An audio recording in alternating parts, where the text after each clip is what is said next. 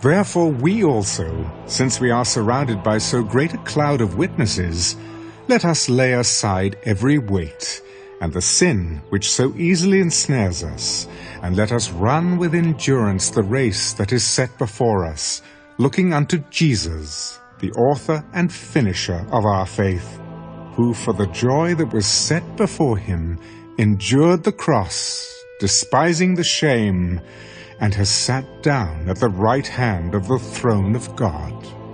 For consider him who endured such hostility from sinners against himself, lest you become weary and discouraged in your souls. You have not yet resisted to bloodshed, striving against sin. And you have forgotten the exhortation which speaks to you as to sons. My son, do not despise the chastening of the Lord, nor be discouraged when you are rebuked by him.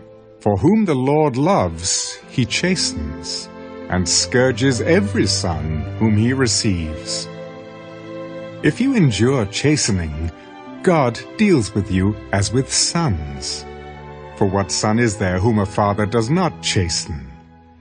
But if you are without chastening, of which all have become partakers, then you are illegitimate and not sons.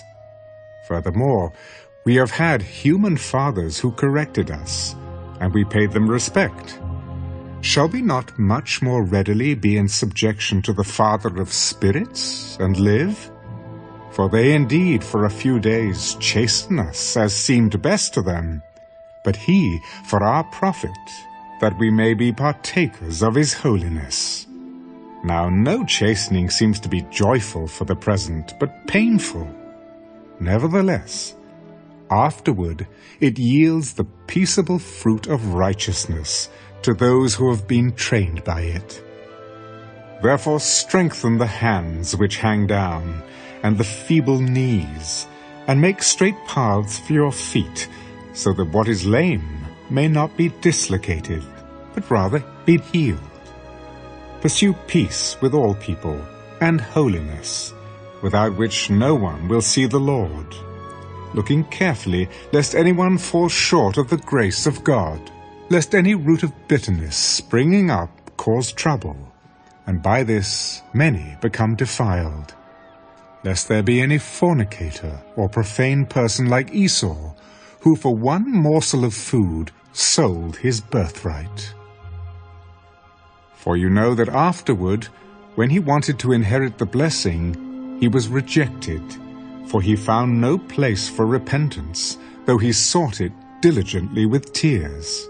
For you have not come to the mountain that may be touched, and that burned with fire, and to blackness and darkness and tempest, and the sound of a trumpet and the voice of words, so that those who heard it begged that the word should not be spoken to them any more, for they could not endure what was commanded. And if so much as a beast touches the mountain, it shall be stoned or shot with an arrow. And so terrifying was the sight that Moses said, I am exceedingly afraid and trembling.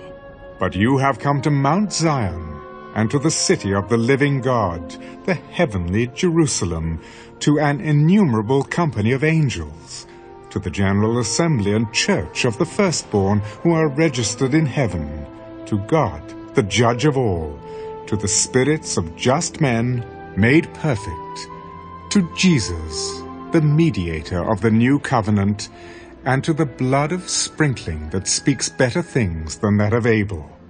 See that you do not refuse him who speaks. For if they did not escape who refused him who spoke on earth, much more shall we not escape if we turn away from him who speaks from heaven, whose voice then shook the earth. But now he has promised, saying, Yet once more I shake not only the earth, but also heaven. Now this yet once more indicates the removal of those things that are being shaken, as of things that are made, that the things which cannot be shaken may remain. Therefore, since we are receiving a kingdom which cannot be shaken, let us have grace, by which we may serve God acceptably with reverence and godly fear, For our God is a consuming fire.